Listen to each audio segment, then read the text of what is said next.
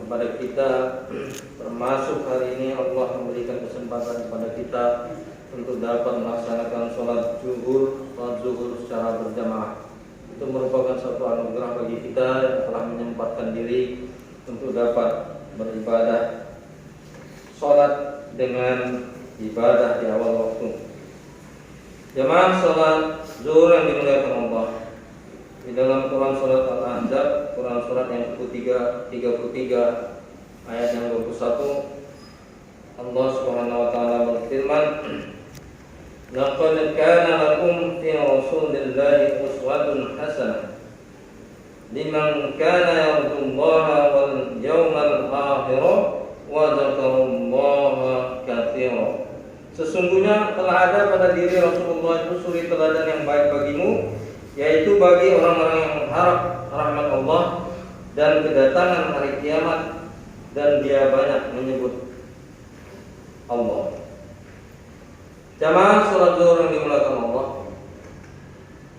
tentu sebagai seorang muslim yang baik, kita ini harus ittiba Rasul, itu ya.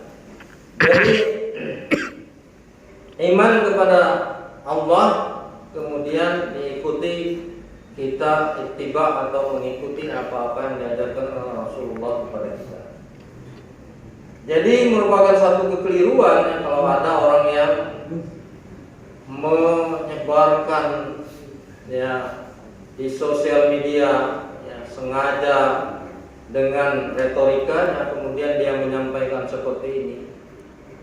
Kita ini orang Islam ini gitu ya, kalau kita mengambil contoh teladan dari Nabi Muhammad dan dari Rasulullah, itu kan terlalu jauh kan gitu ya.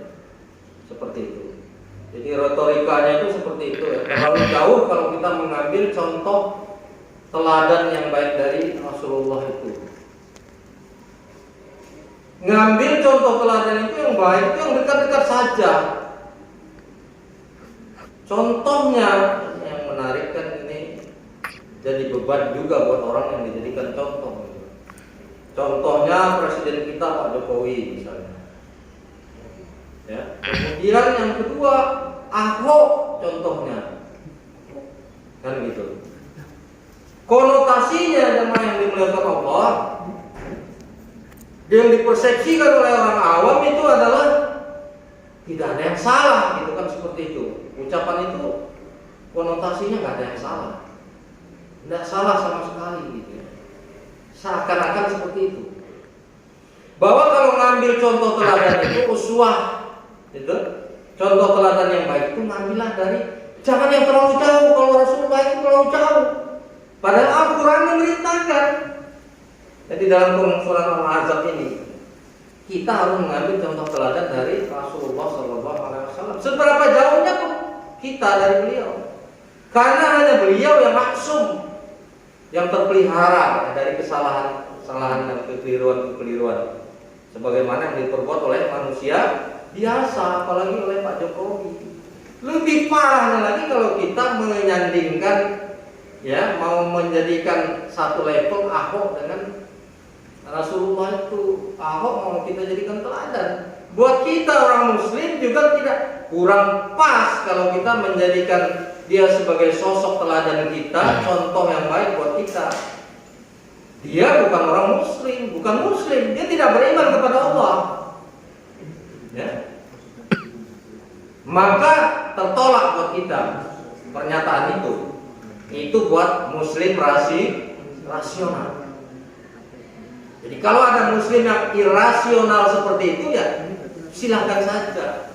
Jadi kita persilahkan dia melakukan persepsi, melakukan praktik seperti itu. Dia tidak mengikuti apa yang boleh, dia tidak mengikuti apa yang diajarkan oleh Rasulullah, yang diteladankan oleh Rasulullah, boleh, silahkan.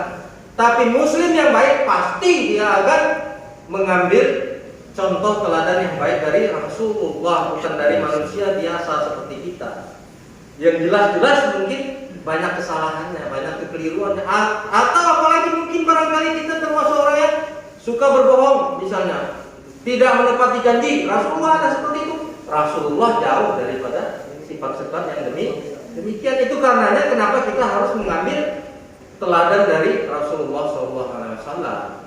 Kendati pun beliau jauh sekalipun.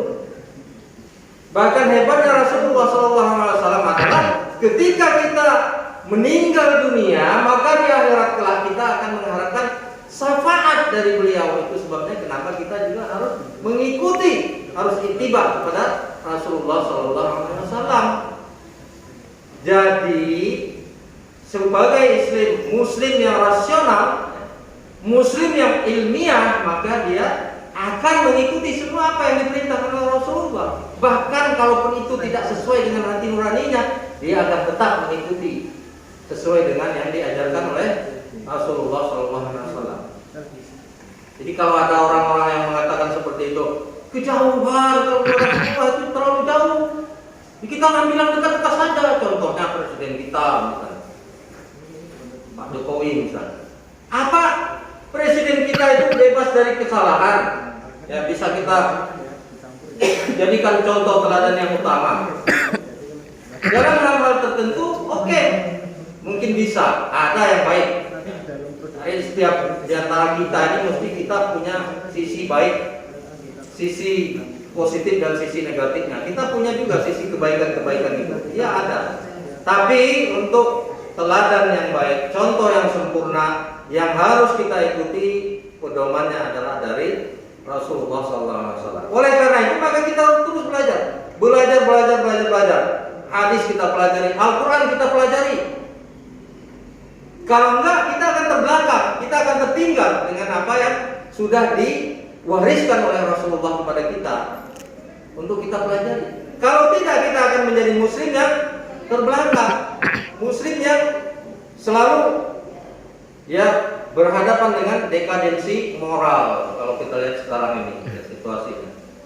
Bagaimana cara kita mengentaskan dekadensi moral seperti itu ya? Kalau kita bukan pengikut Rasulullah, kalau kita tidak mengikuti ajaran Rasulullah SAW. Jadi simpel saja buat Muslim rasional, Muslim yang ilmiah tentu dia pasti 100% dia akan mengikuti Rasulullah, bukan juga mengikuti karib kerabatnya, temannya, misal karena dia dekat, misalnya saya mau menjadikan kamu uswah hasanah lah, gitu ya, contoh teladan yang baik. Enggak, tidak seperti itu. Supaya kita bisa dimasukkan ke dalam golongan Rasulullah, maka kita harus menjadikan Rasulullah sebagai uswatun hasanah kita. Contoh teladan yang baik, contoh teladan terbaik buat kita. Bukan karena dia presiden, bukan karena dia bupati, lalu kita jadikan dia uswah. Ya. Enggak, tidak tepat ya kalau dijadikan uswah hasanah. Contoh teladan yang baik itu tidak tepat. Ya. Jadi memang itu adalah ya bahasanya orang-orang yang bisa menjerumuskan. Jadi hendaknya kita berpikiran maju 4 atau 5 langkah lebih maju daripada orang-orang yang berpikiran sempit seperti ini. Ya. Kalau begitu nanti kita akan membuat aliran sendiri kan? Kita akan membuat ajaran agama sendiri. Kita akan menolak ajaran agama Islam ini, lalu kita bikin aliran sendiri. Kenapa? Mengapa kita mengikuti ajaran Muhammad Rasulullah SAW? Kenapa? Beliau sudah terlalu jauh, berapa 14 abad sudah jauh dari kita. Kita bikin saja yang baru kalau begitu. Karena Rasulullah jauh dari kita. Kalau cara berpikirnya seperti itu, ya semua bisa kita lakoni jadinya, kan kayak gitu. Padahal Rasulullah tidak demikian mengajarkan kepada kita. Memang di masanya Rasulullah, para sahabat itu, ya, imannya kuat, sangat kuat, ya, sangat taat dibandingkan dengan kita. Rasul juga menyebutkan, ya wajar karena ketika itu masih terlalu dekat, ya, dekat dari beliau, ya, dari ajaran beliau, dan semua yang bisa dilihat diikuti oleh para sahabat. Ya.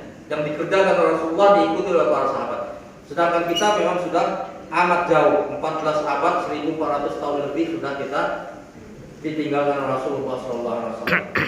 Tetapi walaupun demikian, ajaran beliau tidak pernah usang buat kita, ya, tidak pernah out of date.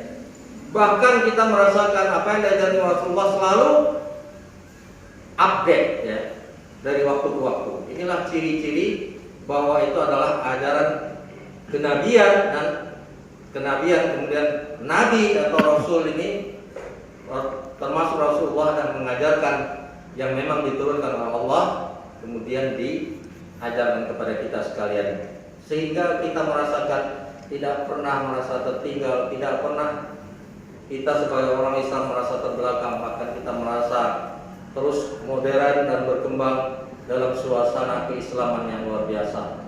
Nah, jamaah yang dimuliakan Allah, mudah-mudahan kita termasuk orang-orang yang selalu berpikiran ilmiah, kemudian mudah-mudahan kita termasuk golongan orang Islam yang rasional, kemudian menggunakan akal, hati dan pikirannya semata-mata untuk ittiba, untuk mengikuti apa yang diajarkan Rasulullah kepada kita dan yang diperintahkan oleh Allah kepada kita.